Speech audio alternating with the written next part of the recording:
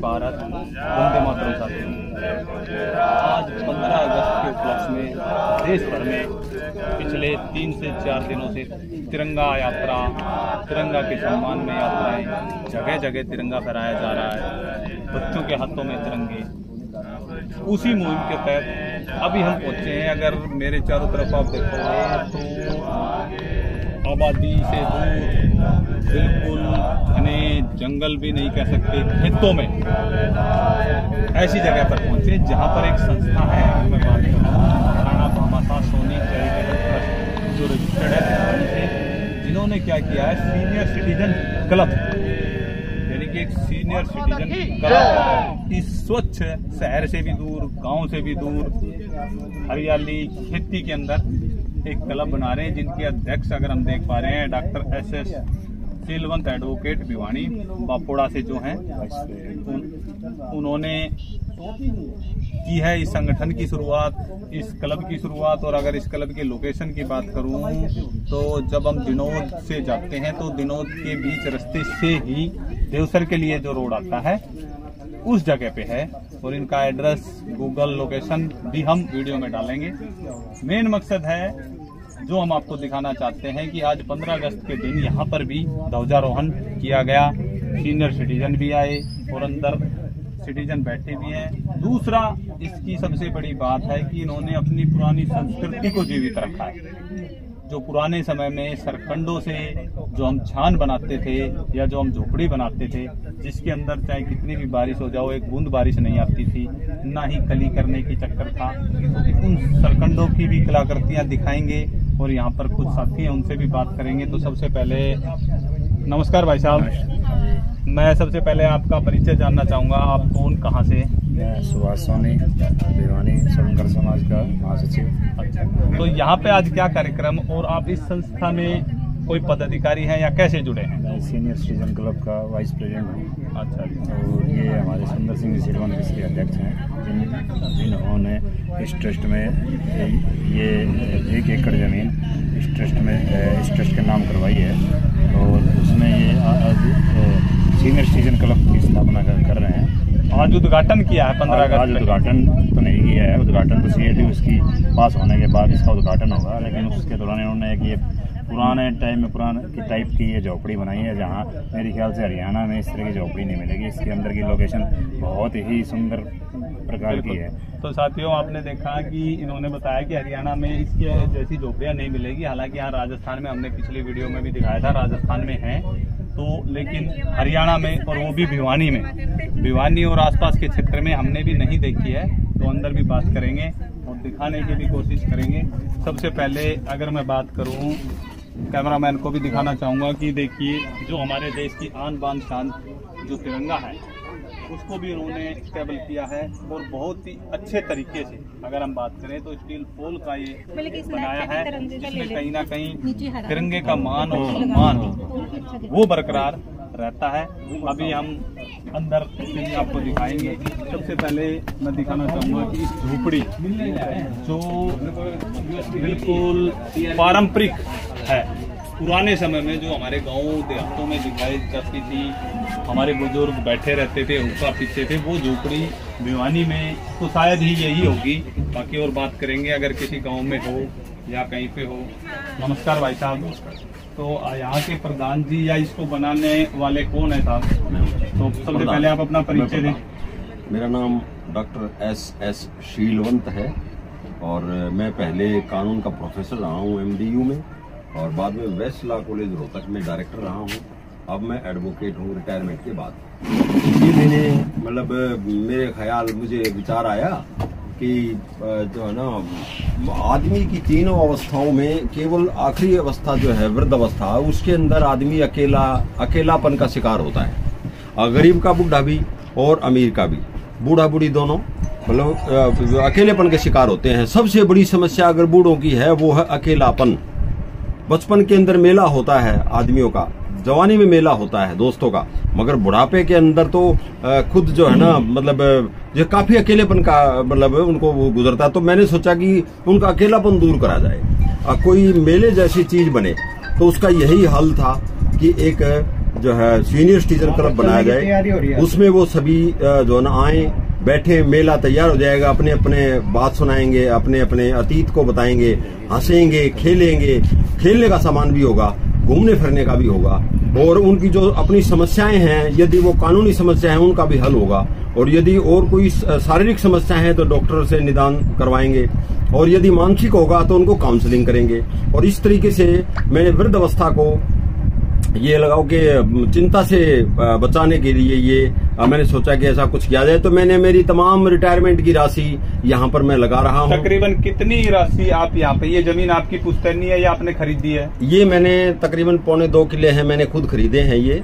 कितनी राशि आपने इसमें इन्वेस्ट कर दी? ऐसा है, अभी कुछ मैं राशि के बारे में ज्यादा कुछ नहीं बताऊंगा, बस यही समझ लीजिएगा कि ये 2.25 किले खरीद दिए हैं, और इसके एक ट्रस्ट बनाया गया है, महाराणा भामाशाह सोनी चैरिटेबल ट्रस्ट, ये रजिस्टर्ड ट्रस्ट है, और इसके नाम जो है ना दान की गई है जमीन। और मतलब ये पहले तो ये झोपड़ी इसलिए बनानी पड़ी कि धूप होती है, बारिश होती है, तो कम से कम बैठने का थोड़ा सुख हो जाए। नहीं, बिल्कुल इस झोपड़ी पे ही आएंगे हम। बेसिकली हमने भी ये जो पुरानी परंपरा है इसको जीवित रखने का काम आपने एक बहुत ही अच्छा किया है। और अगर हम इस झोपड़ी को देख पा रहे हैं तो इस झोपड़ी में जितना लोहा लगा है या जितनी मेहनत लगी है, शायद इतने ही पैसों में एक 15 बाई 15 का कमरा भी बनकर तैयार हो सकता था। लेकिन आपने ये झोपड़ी ही क्यों बनाई? इसके पीछे भी कोई राज है क्या कि भाई बुड्ढे बैठे रहेंगे, छान बांधते रहेंगे, टाइम पास होता रहेगा, ऐसा कुछ प्लानिंग है या क्या है? नहीं, ऐसा है कि ये कच्चा निर्माण ही है, और इसके अंदर यही है कि जिस तरह खास गर्मी पड़ती है तो भी इसमें धूप नहीं लगती। ये हमारी प्राचीन परंपरा है, प्राचीन खोज है, तो इसको मतलब मैंने अपनाते हुए ये बनाई है कि हमारी प्राचीन परंपरा भी बनी रहे, और जो पक्षी हैं वो भी अपना घोंसले बना सके इसके अंदर, इसके बाहर मतलब इसकी छाया में बैठे, और मतलब प्रकृति से जुड़े रहने के लिए झोपड़ी का निर्माण किया गया है, और इसका डिजाइन भी मैंने किया है। और मैं एक चीज बताना चाहता हूँ विशेष, ये जो अपने फौजी न्यूज 24 बहुत ही अच्छा मतलब जो है ना पत्रकारिता है, जिन्होंने ये इतने अच्छे अच्छे सामाजिक मुद्दों के लिए जो है समय निकालते हैं, मिलते हैं। तो सबसे पहले तो मैं इनको धन्यवाद देता हूँ। और दूसरी बात मैं ये कहना चाहता हूँ, इनके माध्यम से मेरे दिल की बात बताना चाहता हूँ, यदि कोई सामाजिक काम करना चाहता है तो प्रशासन की मदद नहीं मिलती। मैं इतना पढ़ा लिखा आदमी, कानून का विशेषज्ञ, मेरे को पसीने ला दिए हैं। यहाँ पर मुझे CLU चाहिए था और 7 NOC चाहिए थी, और जो है ना अलग अलग महकमों से मेरे कलेजे का खून पी गए, मतलब आधे दफ्तर बढ़िया भी रहे, और आज तक भी अभी भी CLU मेरा अटका हुआ है। और क्या बोलते जरा भिवानी से DC साहब ने जेन्युइननेस सर्टिफिकेट देना है, जिसको आज 8 महीने हो गए हैं, और जो है ना तो मैं चक्कर काट रहा हूँ सरकारी दफ्तरों के। तो अगर कोई आम आदमी यदि समाज सेवा करना चाहे, अपना ही पैसा लगाकर अपनी ही जमीन पर, उसको करने ही नहीं देगा प्रशासन। इतने ऑब्जेक्शन लगाए जाते हैं, और हर सामाजिक संस्था के साथ तकरीबन 10,000 जरूर जुड़े होते हैं लोग। इसीलिए सरकार मार खाती है कि वो 10,000 लोगों का ध्यान नहीं दे रही, और समाज 10,000 लोग चाहते हैं कोई संगठन खड़ा हो सामाजिक, मगर उसको मदद नहीं दे रही सरकार, इसलिए सरकार से विमुख हो जाते हैं लोग। तो मैं ये कहना चाहूंगा कि बस एक ही मेरी सुझाव है कि यदि कोई सामाजिक और धार्मिक कार्य कर रहा हो, उसके लिए DC लेवल पर कोई जो है ना अधिकारी नियुक्त किया जाए, ताकि वो उसके जो कागजों का काम है वो अधिकारी उसका करवाता रहे, वरना तो वो मर जाएगा, मतलब दौड़ दौड़ करके मर जाएगा और अपने घर बैठ जाएगा। तो इस तरह एक ही सुझाव मैंने दे दिया है, कोई नोडल अधिकारी DC लेवल पे कोई बनाया जाए जो सामाजिक और धार्मिक कामों को के जो कागज होते हैं उनको आगे से आगे वो पास कराता रहे दफ्तरों से, वरना तो प्रार्थी बहुत ही और उल्टे सीधे भी अफसर बोलते हैं, मतलब उनको प्यार से भी नहीं बोलते, और उनको लगता है कि न जाने क्या स्वार्थ पूरा कर रहे होंगे, जबकि सामाजिक कार्य हमेशा ही जो है दान की प्रवृत्ति, पुण्य की प्रवृत्ति और इंसानियत की प्रवृत्ति से किए जाते हैं। तो बस यही मैं कहना चाहूंगा के मतलब ये एक शुरुआत की गई है। जो ही CLU मिलेगा, यहाँ पर 1 लाख ईंट गिरवा रखी है मैंने 2 साल से, ये पड़ी है। मसाले का रेट बढ़ रहा है, सीमेंट का रेट बढ़ रहा है, ईंटों का रेट बढ़ रहा है, मजदूरी का रेट बढ़ रहा है। ये किस पे पड़ेगा? हमारे सर पे पड़ेगा ये, क्योंकि इसका रेट बढ़ जाएगा, अधिकारी काम नहीं करते तो वो बढ़े हुए रेट में ये बनवाना पड़ेगा। और 1 पैसे का अभी तक हमने तो सरकार से अनुदान मांगा नहीं है। हमारी अपनी जमीन पे हमारे अपने पैसे ही खर्च करके हम बनाना चाहते हैं, मगर CLU ही नहीं मिल रहा। तो जो है ना, यही मैं कहना चाहूंगा। बिल्कुल बिल्कुल। तो साथियों, जितने भी दर्शक हैं उनसे भी हम अनुरोध करेंगे कि इस वीडियो पर ये कमेंट जरूर करें कि भाई सरकार ने इस जगह का CLU क्यों रोका हुआ है, और सरकार ऐसी सामाजिक संगठनों को बढ़ावा देने की बजाय, हालांकि इन्होंने स्पष्ट कहा है कि हमें कोई आर्थिक मदद नहीं चाहिए, जो कानूनी प्रक्रिया है उसके तहत जल्द से जल्द इनको CLU दिया जाए। और हमने आपको वीडियो में भी दिखाया है कि पूरा ईंट वगैरह पड़ी हैं, और जहां तक हम समझ पाए हैं ये कच्ची झोपड़ी बनाने का भी मेन मकसद यही रहा होगा, क्योंकि CLU था नहीं यहाँ पे, इसलिए और पक्का नहीं बना, निर्माण नहीं कर पाए। हालांकि ये अच्छी बात है कि हमारी पुरानी संस्कृति इस बहाने से जीवित तो रही। और भी हमारे साथी, उनसे भी बात करेंगे, वो इस विषय पे उनका क्या कहना है। और नमस्कार सर जी।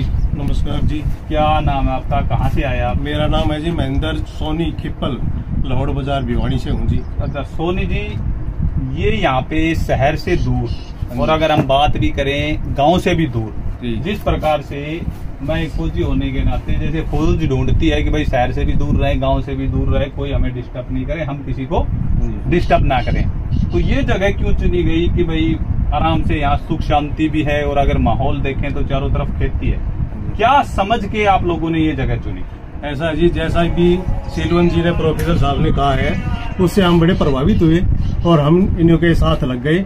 इनकी प्रेरणा लेकर के हम अपने कार्य में जुट गए, और परमात्मा हमारे ये कार्य पूर्ण रूप से अच्छी तरह से संपन्न हो जाए। बिल्कुल बिल्कुल। तो और भी हमारे साथी हैं, सभी से एक एक करके बात करेंगे। नमस्कार जी। नमस्कार। पहले आप अपना परिचय दें और इस विषय पे क्या कहना चाहेंगे, आम जन को क्या संदेश देना चाहेंगे, क्योंकि आज 15 अगस्त भी है, और आपने, हमने देखा कि बाहर झंडा भी, ध्वजारोहण भी किया है, छोटे छोटे बच्चे भी थी, महिलाएं भी आई हुई थी, तो क्या संदेश देना चाहेंगे युवा पीढ़ी को? मेरा नाम देवदत्त सोनी है, आर्किटेक्ट हूँ मैं वैसे, और संदेश के बारे में ये है, जो शीलवंत जी ने ये जो बीड़ा उठाया है, मैं कहता हूँ बहुत कम लोगों ऐसी इतना ट्रबल लेते हैं दिमाग में, और ये बहुत ही अच्छी बात है। लेकिन इनकी जो दर्द जो छलक रहा है प्रशासन के प्रति, तो मेरा प्रशासन से ये अनुरोध है कि इन चीज़ों पे ध्यान देके इसको एक्टिवेट किया, तुरंत प्रभाव से इसको बिल्कुल ठीक किया जाए, ताकि समाज के लोगों को तकलीफ ना हो, और जल्द से जल्द ये भी अपना कार्य पूरा करवा सकें। सीनियर सिटीजन क्लब है ये, बुढ़ापे में लोगों को रहने के लिए यहाँ जगह मिलेगी, तो मेरा तो यही है। बिल्कुल बिल्कुल। तो साथियों, और भी हमारे साथ जुड़े हुए हैं, इनसे भी बात करेंगे। कुछ वरिष्ठ नागरिक भी हैं, वो जुड़े हुए हैं। भाई साहब, क्या नाम? मेरा नाम राम प्रसाद राठौड़ है, बिटरौजा में रहता हूँ। तो क्या कहना चाहेंगे कि भाई ये जो सीनियर सिटीजन क्लब बनाया गया, ये किस हद तक अच्छा है, या आपके हिसाब से क्या कहना चाहेंगे? मैं ये कहना चाहूँगा कि जो अपने डॉक्टर साहब बना रहे हैं सीनियर सिटीजन का, कि जो बड़ी अच्छी बात है, बुजुर्गों के लिए बैठने का एक आरामदायक जगह मिलेगी, अच्छी आब हवा मिलेगी। जैसे जंगल भी है नियर, आसपास गांव भी लगते हैं, 2-4 किलोमीटर के आसपास के लोग आएंगे, जानवर भी यहाँ पानी पीते हैं, पानी यहाँ का बड़ा अच्छा मीठा निकला है। तो कहने का मतलब क्या है, ये जो कार्य कर रहे हैं, सामाजिक कार्य कर रहे हैं, इससे हमें बड़ी खुशी हुई, हम इनका सहयोग देना चाहते हैं। जहाँ तक प्रशासन की बात आई है, अभी जो डॉक्टर साहब ने कहा वो मैंने सुना, मैं क्या कहूँ उसके बारे में, लेकिन प्रशासन ने ये ऐसी अनदेखी करनी नहीं चाहिए, मैं यही कहूँगा। बिल्कुल बिल्कुल। तो साथियों, बार बार यही आवाज़ उठती है कि अनदेखी नहीं करनी चाहिए।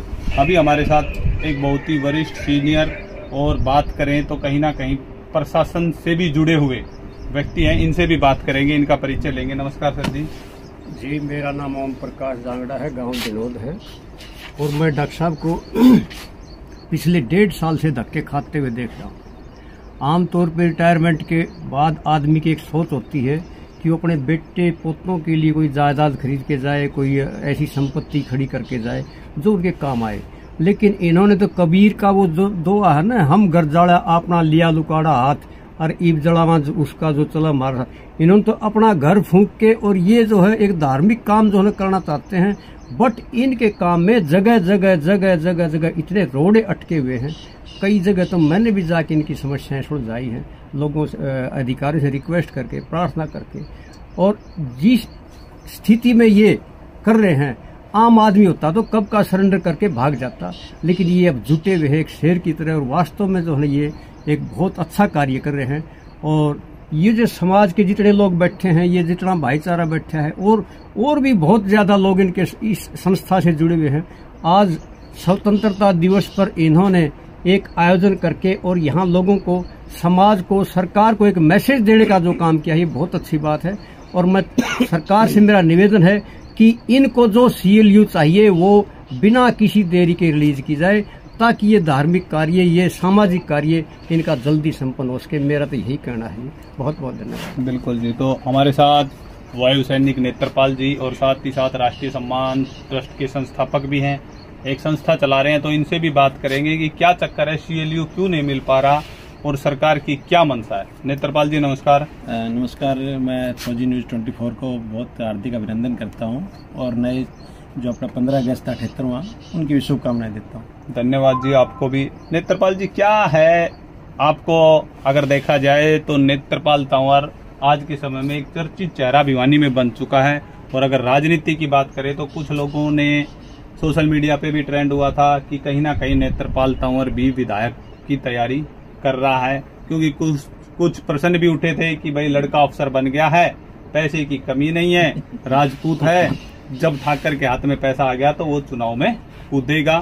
तो सबसे पहले तो यही जानना चाहेंगे कि क्या चुनावी मैदान में अभी भी हो, या कहीं ऐसा तो नहीं है कि इन संस्थाओं का सहारा लेकर नेत्रपाल तंवर अपनी पृष्ठभूमि बना रहा हो या अपना वोट बैंक साध रहा हो। देखिए पत्रकार महोदय जी, जैसे कि आपको पता है, लोगों का काम है कहना और हमारा काम है करना। हम अपना काम कर रहे हैं। हमारी राष्ट्रीय सम्मान ट्रस्ट है जो शहीदों के लिए काम करती है, एजुकेशन के ऊपर काम करती है। हमने अपने बुजुर्गों से, हमारे आदरणीय जो डॉक्टर साहब SS शीलवंत जी, जिन्होंने ये बीड़ा उठाया है, मैं आज उन्हीं के बारे में बात करना चाहूँगा। और आपका जो विधायक वाला जो मुद्दा है उसको हम आज छोड़ देते हैं, लेकिन मैं क्लियर कर दूँ, ऐसा कुछ नहीं है। कोई विधायक का कोई चक्कर नहीं है। हम समाज के सेवक हैं, समाज में सेवा करने के लिए उतरे हुए हैं। मेरी संस्था भी जो ट्रस्ट है, राष्ट्रीय सम्मान ट्रस्ट, वो भी सेवा के लिए उतरी हुई है। और हम तो अपने बड़े बुजुर्ग जितने भी आदरणीय हैं उनसे सीख रहे हैं, सेवा भाव में सब कुछ है। यदि कोई इस तरह का मौका मिलता है तो सभी कहते हैं कि हम भी राजनीति में आकर के सेवा भाव करेंगे, लेकिन हम कहते हैं आप बाहर में रहकर भी सेवा भाव कर सकते हैं। इतना ही कहना है। इसलिए कोई प्रश्न उठाए मेरी विधायकी पद के लिए भिवानी के अंदर कोई चर्चा हो, तो मैं इस बात का इस समय कोई समर्थन नहीं करूंगा। हाँ, मैं आज जिस कुटिया में बैठा हूँ, मैं इसके ऊपर ज़्यादा चर्चा करना चाहूँगा। हमारे जितने भी आदरणीय बंधु बैठे हुए हैं, इनसे सीखने की कोशिश कर रहे हैं। समाज में सेवा करने का हर पल आपके पास मौका मिलता है। और ये इस उम्र के अंदर आकर के 70 के आसपास, 60-70 के आसपास में आकर के ऐसा एक आइडियोलॉजी लेकर के आए हैं। बुजुर्गों के सम्मान के लिए इन्होंने महाराणा भामाशाह सोनी चैरिटेबल ट्रस्ट बनाया है। आप सभी एक बार विजिट करें और अपने पुराने दिनों को याद करते हो आप यहाँ पे महसूस करेंगे। पूरा हरियाणा के अंदर, यदि मैं भिवानी की बात नहीं कर, हरियाणा के अंदर पहला ऐसा एक आइकॉन सिस्टम तैयार किया इन्होंने, जो बुजुर्ग साथियों ने। हम देखने तारीफ है। और भिवानी वाले से स्पेशल निवेदन रहेगा, एक बार इसको आप टूरिस्ट की तरह जरूर देखें, क्या चीज़ बनाई है। और इन्होंने जो अपना जज्बा दिखाया है, जो अपने पैसे खर्च किए हैं और समाज के प्रति तत्पर रहते हैं। और इवन मैं तो इतना कहना चाहूँगा, किसी भी यदि साथी को प्रॉब्लम होती है, खासतौर से कानूनी तौर पे, तो भी अपना पूरा 100% देते हैं। बहुत बहुत धन्यवाद आपका। अगर आप साथी तो आए हुए और भी हमारे साथ साथी जुड़े हुए हैं, उनसे भी बात करना चाहेंगे कि नमस्कार सर जी। नमस्कार। क्या नाम का परिचय, कहाँ से आए? मैं Rajkumar, retired railway station superintendent Bhiwani से हूँ और फिलहाल मैं भिवानी में ही रह रहा हूँ। और डॉक्टर साहब ने ये जो बीड़ा उठाया है, इन्होंने केवल ये झोपड़ी नहीं बनाई, बल्कि 150 पौधे भी लगाए हुए हैं जो पर्यावरण के लिए बहुत सहायक सिद्ध करते हैं। और बाहर पशुओं के पानी के लिए भी काफ़ी अच्छा प्रबंध किया है। और आने जाने के लिए जो आदमी यहाँ रुक कर बात करे, बैठे, तो उसके लिए चाय का भी इंतजाम किया हुआ है। और अपने पैसे से ही एक आदमी परमानेंट छोड़ रखा है। और बहुत बढ़िया वातावरण है। और इन्होंने जो बनाई है ना झोपड़ी, ये नाम झोपड़ी है लेकिन ये 5 स्टार होटल की तरह से है। बिल्कुल बिल्कुल साथियों, तो अब मैं बाहर से भी सब कुछ दिखाना चाहूंगा। मुख्य रूप से अगर हम कहने को झोपड़ी कह रहे हैं, लेकिन अगर बात करें तो झोपड़ी के अंदर होटल की भी सारी सुविधाएं हैं। अगर आप देखोगे सिलवन तो जी की तैयारी है।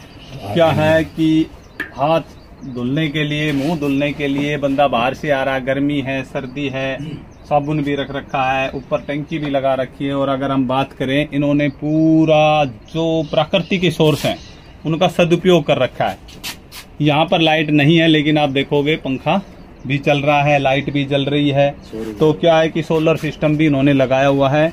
और सबसे बड़ी बात, झोपड़ी के नाम पे झोपड़ी है, लेकिन अगर बात करें तो इस झोपड़ी में खिड़की भी हैं, दरवाजे भी हैं, और देखोगे मालाएं भी लगी हैं। कहीं ना कहीं एक बहुत ही अच्छी पहल कहेंगे।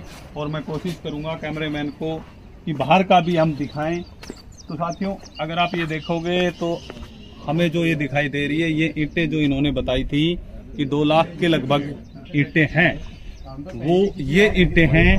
और अगर झोपड़ी की भी मैं बात करूं तो अगर मैं झोपड़ी को भी बाहर से दिखाना चाहूं तो आप देख सकते हो कि ये झोपड़ी कितनी अच्छी बनी हुई है। और इन्होंने ये एक सोलर पैनल लगाया हुआ है। साथ ही साथ अगर आप देख पा रहे होगे तो इन्होंने क्या किया है कि इस तरफ ये पेड़ पौधे भी लगाए हैं। और बहुत ही अच्छी, बहुत ही शानदार एक जगह जो है वो जो बनाई है। तो इसके लिए हम इनका एक बार से फिर से मैं यही कहूँगा कि साथियों, जो भी भिवानी और आसपास क्षेत्र के साथी हैं वो आएं, विजिट जरूर करें, देखें जरूर। और जो ये काम करने वाले साथी हैं, जो इनके अध्यक्ष हैं, जो इनके उपाध्यक्ष हैं, जो संस्था के मेंबर हैं, उनका हौसला अफजाई जरूर करें, क्योंकि इस काम को करने के लिए बहुत बड़ी बात होती है। और अगर हम बात करें तो इन्होंने जो ये रास्ता बनाया है, गौर करने की बात यह है कि रास्ते के दोनों तरफ इन्होंने वो पेड़ लगाए हैं जो भविष्य में काम आए। जैसे कि इन्होंने शीशम के पेड़ यहाँ पर लगा रखे हैं। और ये आने वाले समय में सीनियर सिटीजन क्लब भिवानी का एक एंटिक क्लब होगा। एक शहर से और गांव से दूर एक ऐसी सुकून भरी जगह होगी जहां पर बुजुर्गों को, बच्चों को, महिलाओं को बैठने, रुकने और स्वच्छ वातावरण, जिसकी आज बहुत ज़रूरत है, वो मिलेगी। तो जुड़े रहें फौजी न्यूज़ 24 के साथ। और यदि वीडियो अच्छी लगी हो तो लाइक, शेयर और चैनल को सब्सक्राइब करना ना भूलें। ऐसी ही अन्य वीडियो के लिए समय समय पर देखते रहें फौजी न्यूज़ 24। मैं मेरे सहयोगी मिंटू सैनी के साथ महेश चौहान, भिवानी।